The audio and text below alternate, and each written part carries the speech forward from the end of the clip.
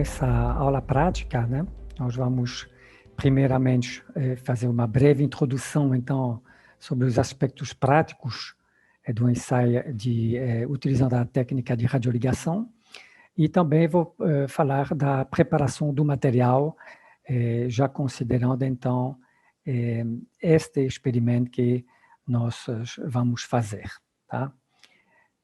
Então, primeiramente, eu queria mencionar para os interessados, né, que em 2016, 17 na realidade, em função dos 50 anos da Sociedade Brasileira de Farmacologia e Terapêutica Experimental, né, foi lançado esse livro, sob forma de e-book, né, dentro das iniciativas educacionais da sociedade. Então, é o livro que eu escrevi, né, sobre os fundamentos teóricos, aspectos práticos e aplicação da técnica de binding na descoberta e desenvolvimento de fármaco, né? Esse e-book, sob forma de PDF, está disponível para baixar no site da Sociedade Brasileira de Farmacologia e Terapêutica Experimental, nesse endereço aqui, né, que vocês podem ver. Bom, dito isso, primeiro vamos falar quais são os tipos de ensaio de binding que podem ser feitos, né? De forma geral, né? Primeiro, os ensaios de saturação, é quando você estabelece uma curva concentração-ligação, né, com a substância de interesse já marcada radioativamente. E nesse tipo de ensaio, a gente tem o propósito de buscar ou saber qual é o número de receptor numa determinada preparação, que é o Bmax, né, a ligação máximo, B de bound em inglês, e também o KD, que é a constante de equilíbrio de dissociação, né, como nós vimos na aula teórica, né, que é nada mais do que o inverso, permite medir o inverso da afinidade. Quanto menor KD, maior a afinidade. As aplicações são, então, quando você quer caracterizar o novo fármaco, o novo ligante, né, você quer avaliar uma alteração do número de receptor em determinadas doenças, ou estudar o mecanismo de ação molecular de forma detalhada, né, de uma substância. Isso é feito normalmente quando você pretende fazer estudos depois clínicos com uma nova substância, visando a ser um fármaco.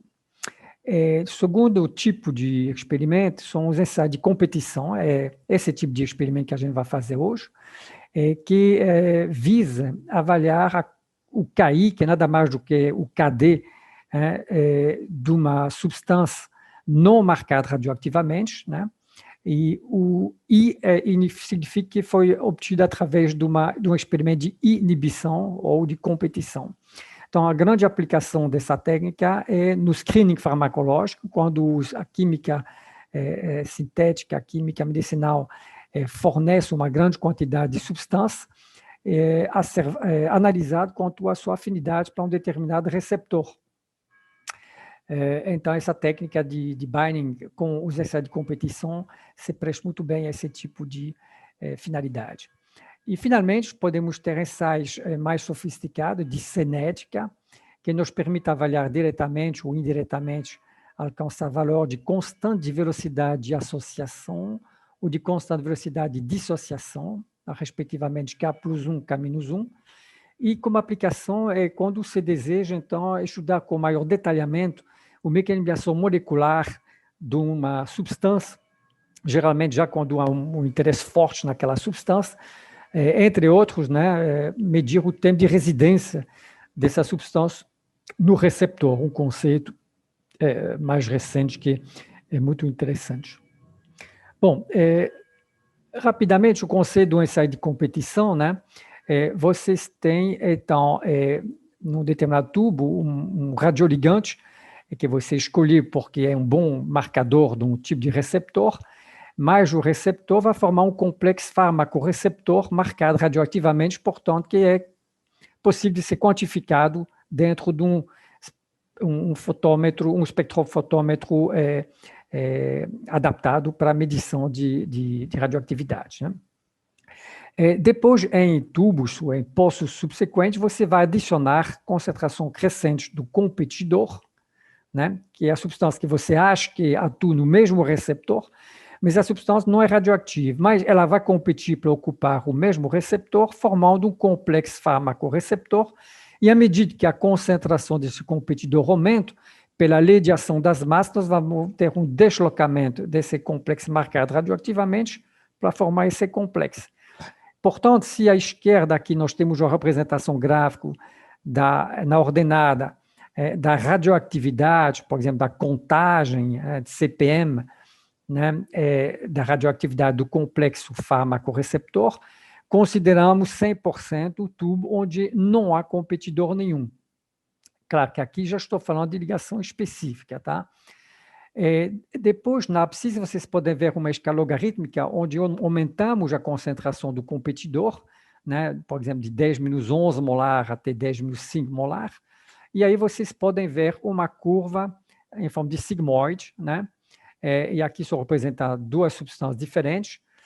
Podemos medir o valor do CI50, que é a concentração do competidor necessário para diminuir de metade, portanto, de 100 para 50, a radioatividade correspondente ao complexo fármaco, o radioligante receptor.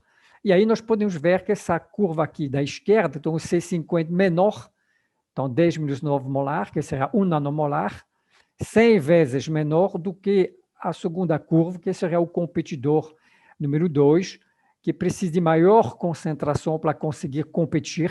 Isso é medido através do C50, né? Então podemos quantificar indiretamente a afinidade. Nós podemos dizer que a substância da esquerda, né, tem uma afinidade 100 vezes maior do que da direita. Só para você saber, existe uma equação que relaciona diretamente esse CI50, que é um parâmetro que depende de algumas circunstâncias experimentais, sobretudo de qual foi a concentração do radioligante colocado no ensaio, para obter o verdadeiro KI, que é a constante de equilíbrio de dissociação. Então, é isso que importa. Bom, aqui esse slide é tirado da homepage de uma importante firma estabelecida na França, Eurofins, né? Que destaca que esse tipo de inside binding, né? Aqui nesse caso é para receptor da família de GPCR, né? Que eles podem medir a afinidade e a atividade intrínseca, né, para um painel de diferentes receptores, e ele chama a atenção sobre, isso é muito recente, né, tirei isso lá no passado, acho, que esse ensaio de radioligação, né, continua sendo o método estándar de ouro, né, para avaliar diretamente a afinidade de uma substância para um determinado receptor, tá? Então, essa é uma técnica bem moderna, que está sendo muito utilizada ainda pela facilidade de robotização e de velocidade com a qual você pode avaliar a afinidade de uma substância para vários receptores.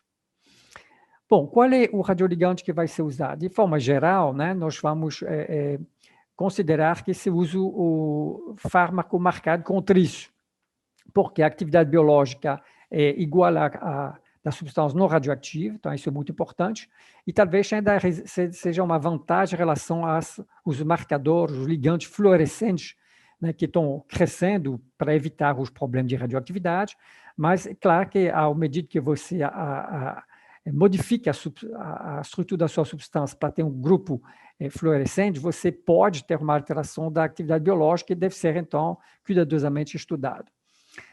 Com o trício, você consegue ter uma atividade específica suficientemente elevada para ter um bom sinal.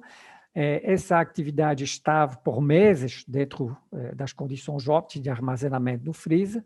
E o trício tem uma longa vida radioquímica extremamente longa, né, de 3 anos e pouco, né? Então, você consegue, ao comprar um frasco desse, poder trabalhar durante meses, né?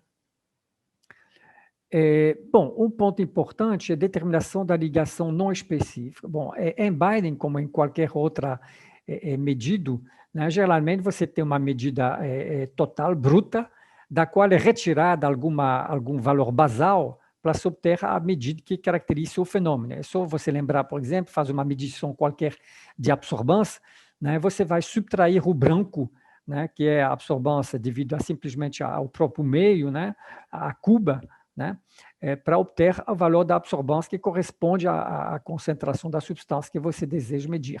em binding não é diferente. Então, todos a análise de dados que a gente vai fazer depois, né, ela vai ser feita sobre os valores de ligação específica, né? Nós vamos detalhar isso daqui a pouquinho. De forma geral, então, o específico é simplesmente igual ao valor de um dado bruto total, menos o não específico, que corresponde a um branco, né? No caso do binding, esse não específico ele é medido na presença do excesso de ligantes no radioativo. E não vou entrar nos detalhes, né? Mas é assim que, na maioria dos casos, é feito. Qual é a origem desse não específico que a gente considera, então, um basal, um branco a ser subtraído? Então, é uma verdadeira ligação não específica ao tecido, ou seja, proteínas, lipídios, mas não ao receptor. O radioligante livre, que não foi suficientemente bem lavado, no momento que a gente vai fazer a separação, né, como vocês vão ver daqui a pouquinho, ou pode ser até um não específico ao filtro, né? No caso, a maioria dos casos, nós sempre utilizamos a filtração como método de separação, né, do radioligante ligado ao receptor do radioligante livre em solução. Às vezes pode ser feito uso de lavagem, sempre vai haver uma lavagem, e às vezes um uso de antiabsorventes para diminuir esse basal. É importante sempre termos o maior sinal possível, né? Então, que o basal seja o menor possível. E por que isso? Nós podemos ver aqui uma representação, né? Isso é tirado de um dos livros do famoso Kenakin, que é um pouco dos grandes teóricos da farmacologia quantitativa, né? Então, vocês têm aqui na ordenado a ligação, né? Aqui está o complexo já numa escala de picomolar, mas poderia ser simplesmente uma escala de CPM, de counts por minuto, né? E na abscissa você tem uma escala normal, aritmética, né, da concentração do radioligante em picomolar. Então, lembrando, picomolar é 10 a menos 12 molar. Aí, o que vocês podem ver aqui? São curvas teóricas, tá? Perfeitas, né? Você tem aqui uma curva do total e a curva do não específico, que é uma reta.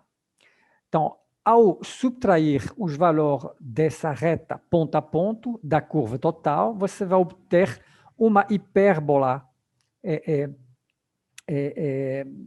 uma hipérbola então, retangular, né, que, como esperado pela teoria de ocupação dos receptores, que corresponde à ligação específica. Então, sempre vai ser o primeiro passo nos cálculos, subtrair dos valores totais o valor do não específico para poder trabalhar com os valores de ligação que corresponde à ligação ao receptor, e nós podemos ver que vão, então, fornecer uma curva que obedece, né, à teoria de ocupação dos receptores.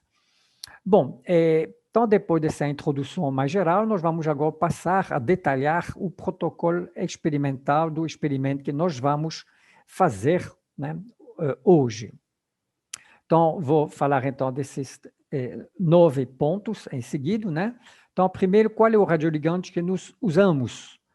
Então, para a marcação dos receptores serotoninérgicos do subtipo 5-HT2, nós utilizamos a ketanserina, porque, como bem ilustrado aqui pelo guia de farmacologia da UFAR, então, a ketanserina é até um fármaco utilizado na clínica, né, com antihipertensivo, mas também como uma ferramenta de pesquisa para investigar função, e no caso também ligação, ao receptor da família 5-HT2.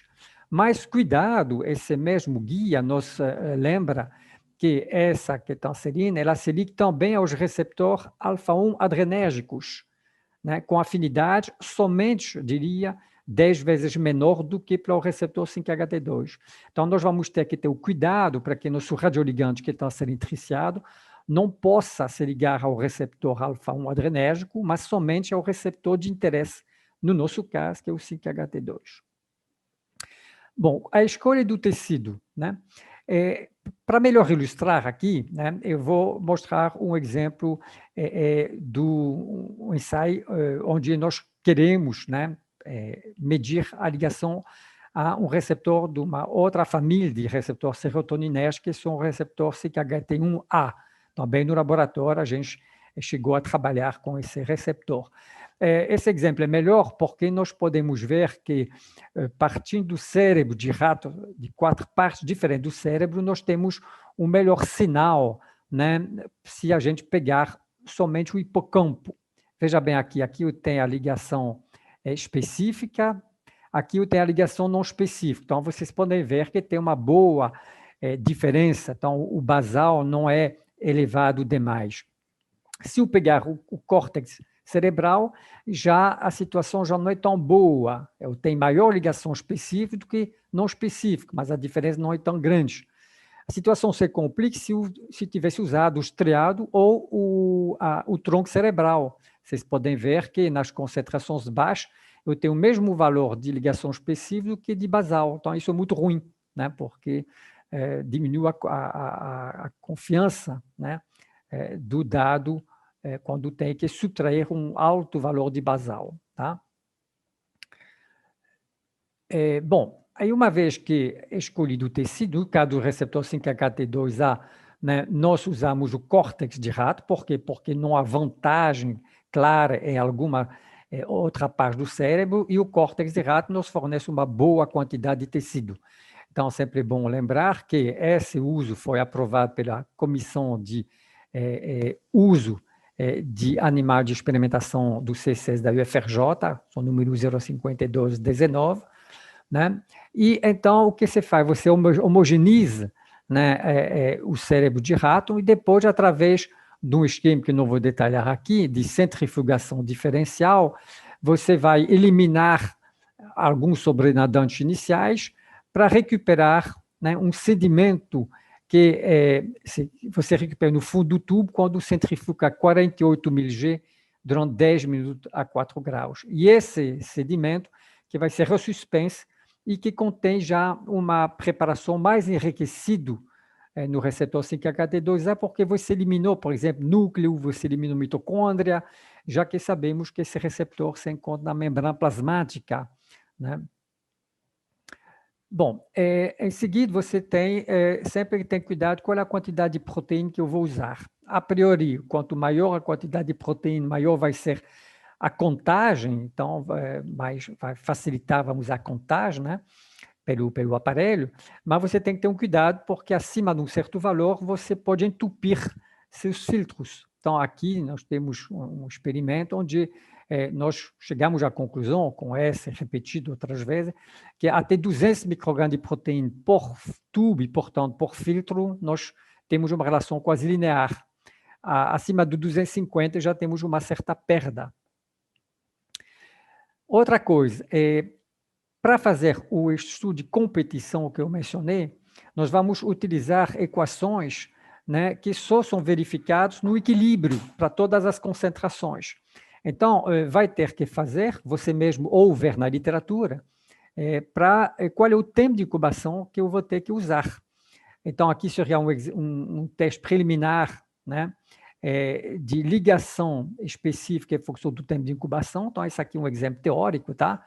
E você vê que para esse caso chegaria no equilíbrio somente após 30 a 40 minutos, e, portanto, você teria que escolher uma faixa de tempo, vamos dizer, acima de 35 minutos, para ter certeza de trabalhar em condições de pseudo-equilíbrio, condição sine qua non, indispensável para que você possa aplicar as equações.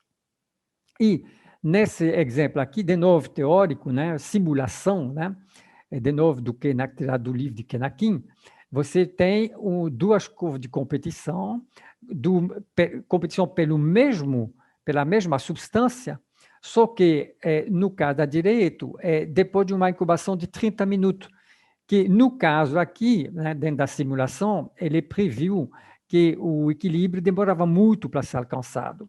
Então, ele teria um valor de afinidade, de potência aparente, muito menor do que se respeitado um tempo de equilíbrio de 4 horas, que naquele exemplo era necessário para chegar ao equilíbrio. Então, vocês veem que a mesma substância ela compete em concentrações menores se você deixa ela o tempo de competir, né? De chegar ao equilíbrio. Então, isso é importante. Nós tivemos vários trabalhos mostrando alguns furos da literatura para o experimentador que não esperava um tempo suficiente. E aí você tem um viés, você tem valores, né, erradas, subestimadas de afinidade. Bom, separação do radioligante que se ligou e do radioligante que não se ligou. Isso é muito importante, porque, na realidade, você vai sempre ter mais radioligantes livres no meio do que se fixou. Isso também é uma condição importante a ser respeitada. Então, você vai ter que ter cuidado com a velocidade de dissociação que poderia ocorrer durante esse processo. Mas, na prática, não é muito problemático quando se utiliza a filtração sob vácuo, porque aí é um método muito rápido para separar, né, a membrana contendo o complexo farmacorreceptor do líquido contendo o radioligante livre. Então, é um método muito rápido, muito eficiente, e, além do mais, nós utilizamos, isso é feito a temperatura de 4 graus, né? E tem uma série de lavagens para diminuir a ligação do radioligante ao filtro. Então, aqui uma representação, né? Você tem um tubo, né, onde você tem um pedaço de membrana contendo o receptor, aqui é amarelo, e você tem o radioligante em vermelho. Então, você vai ter, depois do equilíbrio, né, a formação do complexo farmacorreceptor. Aqui tem duas moléculas ligadas, né, e uma grande quantidade que não se ligou. Quando alcançou o tempo suficiente para chegar ao equilíbrio, você vai simplesmente virar o tubo em cima de um filtro, vocês vão ver isso no vídeo a seguir, né, como que é feito no laboratório, e essa membrana vai ficar retida no filtro, enquanto o eluado vai conter, né, o líquido vai conter o radioligante que não se fixou. E depois você vai fazer 2, 3 lavagens para evitar que moléculas estivessem ligadas ao filtro e não ao receptor. Bom, então, como já disse, você pode, às vezes, é necessário melhorar o não específico, ou seja, no sentido de diminuir a ligação, que pode ter uma ligação, por exemplo, de moléculas carregadas positivamente ao filtro, porque nós usamos filtro de fibra de vidro, que, portanto, tem cargas negativas. E, às vezes, então, você usa adsorventes para bloquear essas cargas negativas.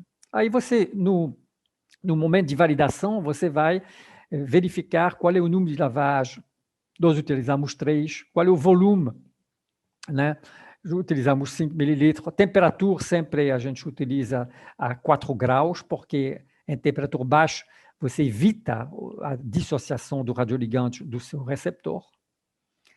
E aqui um conceito também muito importante, não somente para o binding, mas qualquer coisa em farmacologia, né?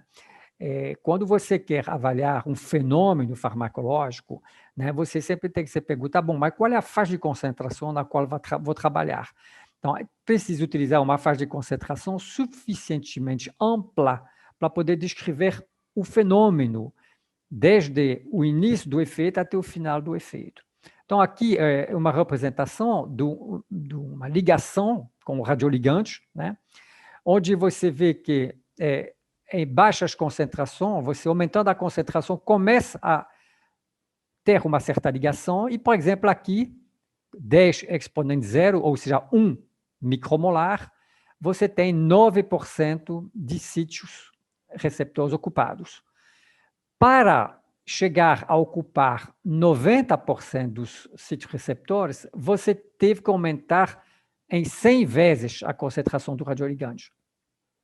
Então, a gente diz que, no mínimo, você terá que ter uma faixa de 100 do seu radioligante ou do seu competidor. E é claro que é melhor também ter até alguns pontos abaixo e algum ponto acima para facilitar depois a montagem do gráfico, certo? Bom, e, finalmente, no nosso experimento, quais foram exatamente as condições de incubação? Então, nós utilizamos a quetanserina triciada. Essas são condições padrões que estão, inclusive, né, no portfólio de ensaio do nosso laboratório, onde nós temos um portfólio com vários bindings que já foram feitos no laboratório, com as condições detalhadas e alguns exemplos da validação. Então, aqui, 1 nanomolar, então uma concentração bem baixa, porque a afinidade da ketanserina para o seu receptor é alta, né? Então, geralmente, a gente utiliza uma concentração de radioligante igual ou, geralmente, até abaixo do seu KD. Para o não específico, utilizamos 1 micromolar, então 1000 vezes mais. A proteína, nossa proteína de córtex de rato, nós utilizamos 150 microgramas em cada tubo. O tampão é um tampão extremamente básico, somente um tampão, Tris-HCl. Porém, lembra que eu falei para vocês que o radioligando podia se ligar ao receptor alfa-1 adrenérgico, mesmo que com afinidade menor. Então, para evitar isso, nós colocamos um antagonista relativamente com boa seletividade para o receptor alfa-1 adrenérgico, que é a prazosina 100 nanomolar, para bloquear o acesso a esses receptores alfa-1 adrenérgico, de tal forma que podemos assegurar que a ketanserina triciado se liga exclusivamente ao receptor 5-HT2A. O volume de incubação foi de 500 microlitros. A condição de incubação foi de somente 15 minutos, porque a gente viu que nessas condições a ligação é muito rápido. Depois de 10 minutos já estamos no equilíbrio, a 37 graus. Para finalizar a incubação, nós então filtramos 3 vezes 4 mililitros com a solução tampão gelada. Vocês vão ver isso, esse procedimento no vídeo. E como agente competidor, nós usamos a própria ketanserina, free no sentido que ela é não radioativa, tá? Não é temperatura fria, ela não é radioligante. E indo de 0,3 a 300 nanomolar. Então, veja bem aqui, eu peguei uma faixa de concentração ampla, né, de 1000 vezes, né, para ter uma quantidade de pontos suficiente e que vá desde o início até o final da curva. Bom, na prática mesmo, a composição dos tubos, então vocês podem ver que nós vamos ter um tubo chamado total. Na realidade, vamos trabalhar em triplicata, mas uma condição chamada de total, onde eu vou colocar 400 microlitros da solução intermediária, que é um tampão contendo radioligante. No tubo total, eu vou botar 50 microlitros de tampão, e nada mais, a não ser, quando iniciar a reação, 50 microlitros da minha preparação de cérebro de rato, né? de córtex de rato. No tubo que eu chamo de não específico, eu vou colocar a mesma coisa, certo? Só que eu vou colocar 50 microlitros de um excesso, né, de ketanserina fria para bloquear todos os receptores 5-HT2A. Então, o radioligando não vai poder se ligar ao receptor. O resto vai ser igual à mesma coisa, tá? Então, esse valor que eu vou medir nesse tubo é um valor de não específico, porque me assegurei que não podia ter nenhuma formação de complexo receptor 5-HT2A com a ketanserina, o radioligante que eu mencionei, devido à lei de ação das massas, ao excesso muito grande da ketanserina não radioligante, não radioativa. E depois eu vou ter uma série de amostras onde eu vou botar a mesma coisa, 400 microlitros de solução intermediária, só que agora, ao contrário do tubo total ou do tubo do não específico, eu vou colocar 50 microlitros de concentrações variadas, né, em cada uma dessas amostras, do meu competidor, que é a ketanserina fria, no sentido de que ela é não radioativa. E, de novo, eu vou lançar, em função do cronômetro, né, para ter exatamente 15 minutos de incubação, eu vou colocar, na hora certa, 50 microlitros da mesma preparação de proteína. Este filme faz parte de um livro disponível no site da Sociedade Brasileira de Farmacologia e Terapêutica Experimental. Primeiramente, tem que registrar o laboratório na Comissão Nacional de Energia Nuclear. Aqui mostramos uma visão geral da bancada com os equipamentos necessários: banho-maria, vórtex, pipetas, unidade de filtração e depois o radioligante, assim como os filtros.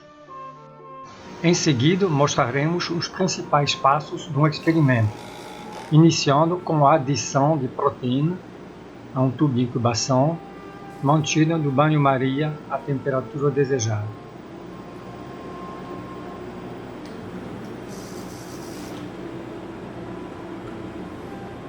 Em seguida, colocamos os filtros na unidade de filtração.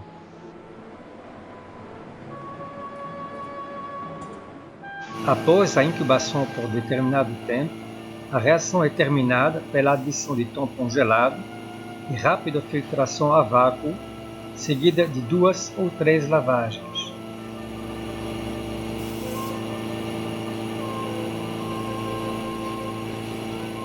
Os filtros são então retirados, colocados numa bandeja e secados. Dentro de uma capela, frascos são enchidos com líquido de cintilação. Os filtros secos são então colocados dentro dos frascos. Os frascos são colocados em rack para contagem da radioatividade em contador de cintilação líquida.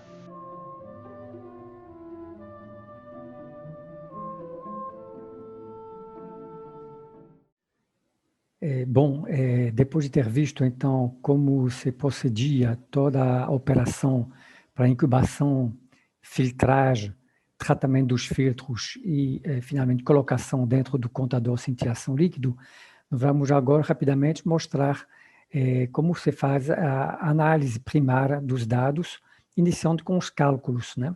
E, para isso, nós utilizamos dados verdadeiros de experimento reais, de um experimento real, né, feito em triplicado anos atrás, né, dentro, conforme a Comissão de Ética no Uso de Animais do CCs da UFRJ, né, e para isso nós montamos uma planilha com os valores brutos, né. Então, vocês podem ver aqui que nós temos aqui do lado esquerdo o tubo total, o tubo não específico, e depois o tubo onde foram acrescidas concentrações diferentes do ligante frio, do competidor frio.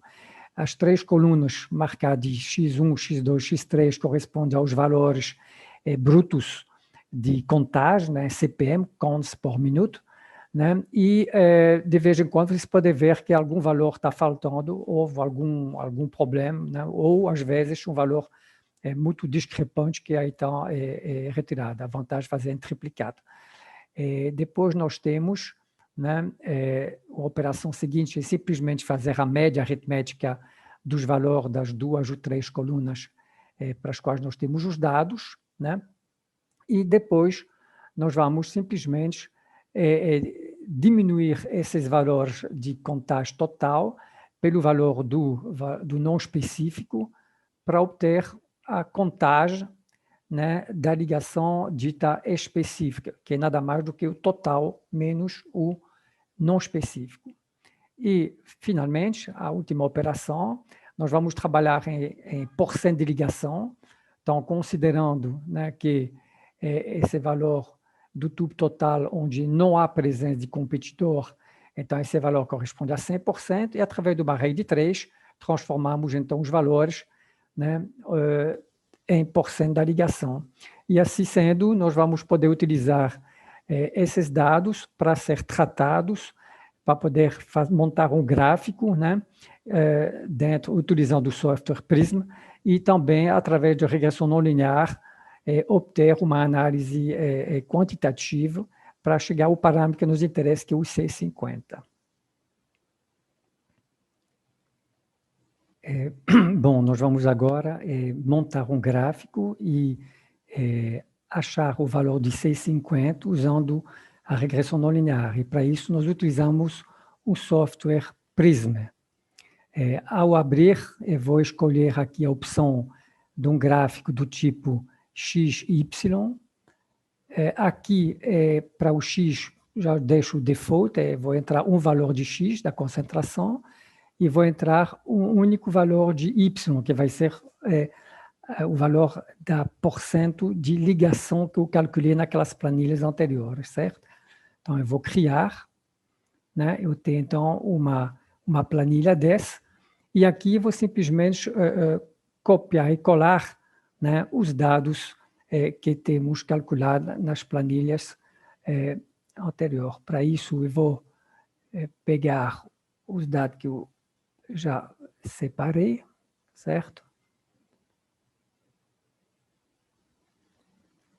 E aí eu vou poder colar, tá? Então, vocês podem ver que eu tenho aqui no X, abscissa, portanto, eu coloquei, já escrevi que eu vou ter a ketanserina numa concentração molar. Vocês podem ver que aqui é da menor concentração, 3-10 molar, aqui 3-10-8 molar.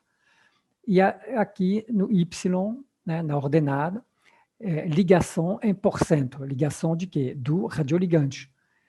Então, que está quase 100% quando a concentração é muito, muito pequena do competidor, e vai diminuindo. Tá? Então, eu vou agora pedir para montar o gráfico.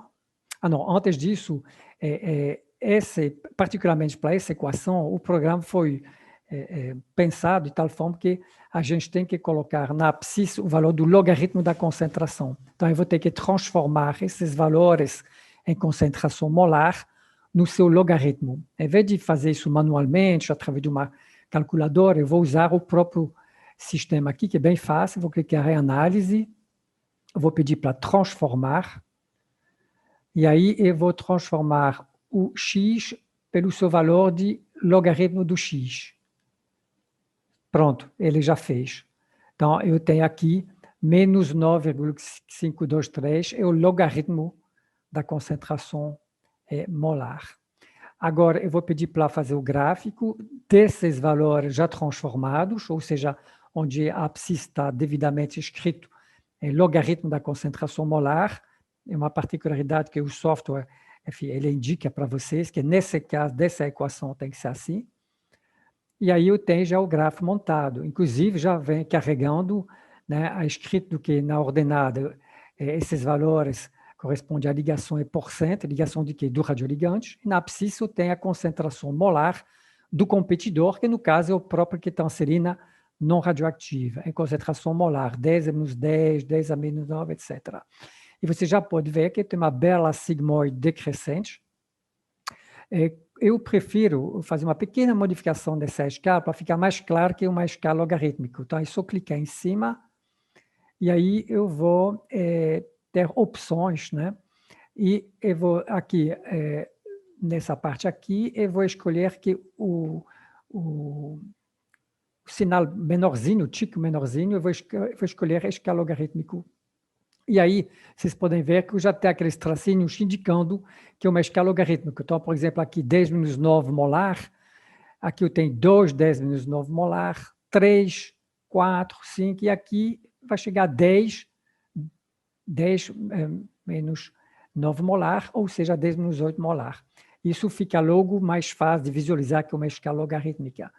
Uma vez feito isso, eu vou pedir então para ele traçar a melhor curva possível através da técnica de estatística chamada de regressão não linear. Então, eu vou clicar aqui em análise.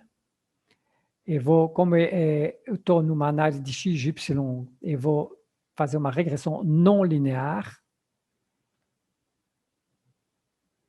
Ok? E aí eu tenho um painel de possíveis equações para descrever esse fenômeno. Então, primeiro, eu estou fazendo binding, então eu vou escolher aqui, estou fazendo uma ensaio de competição, então é aqui, então vou clicar. E aqui, no caso, como foi entrado, eu tenho um site, um único receptor, o caso mais simples, e eu vou querer que me descubra qual é o valor do 650. Na realidade, o logaritmo, porque, como a gente for obrigado a entrar os valores de concentração logaritmo, ele vai me dar o logaritmo 650. Então, essa é a equação, certo? E aí, eu vou, se eu quiser, eu posso até clicar aqui, saber um pouco mais sobre essa equação, ou até aqui ter detalhes que vai me levar para o site na internet desse prisma, e aí ele me dá detalhes sobre essa equação, vai me permitir ter a segurança de que, não, eu escolhi a equação correta. tá? Então, eu vou clicar e imediatamente ele traçou essa curva. E vocês veem que parece que é assim bom demais, mas eu lembro que esses dados são verdadeiros, não houve não é uma curva teórica, só que é um experimento que funciona bem, e aí só teve 3 pontos, vocês viram que foram excluídos, né, porque ele estava assim, muito fora da triplicata. Então, agora, eu vou tentar ver qual é o valor que ele me deu de 6,50. No olhômetro, já posso ver que é mais ou menos 3 nanomolar, certo? Se eu pensar aqui nessa reta aqui, 50%, por definição, eu vou aqui no resultado. Aqui eu tenho, então, a equação de um site, um receptor, fazer a regressão para achar o logaritmo de 6,50. Os melhores valores que ele encontrou foi no top de 114%, enquanto teoricamente, evidentemente, é 100%, na ausência de competidor é 100%. Tem que ter cuidado para ver que esses valores não estão muito fora do valor teórico de 100%. De outra maneira, se ficar alguma coisa está errada. O bottom, teoricamente, é 0%, né? A concentração altíssima de competidor vai chegar a zerar a ligação do radioligante. Aqui está 4%. Né? Então, tá bom. E ele me dá o valor do log de 6,50 e depois ele transforma em 6,50. Então, tem o valor de 6,50, então de 2,5, 10 a menos 9 molar, que é bem o que nós já tínhamos visto no gráfico. Voltando ao gráfico, vocês estão vendo, a metade da ligação de 100 para 50, eu chego aqui, está mais ou menos 3 nanomolar. Então, nesse caso, né, a visualização bateu com uma técnica sofisticada de regressão não linear. Então, com isso, terminamos a análise, né, desse experimento. Espero que vocês tenham gostado, certo?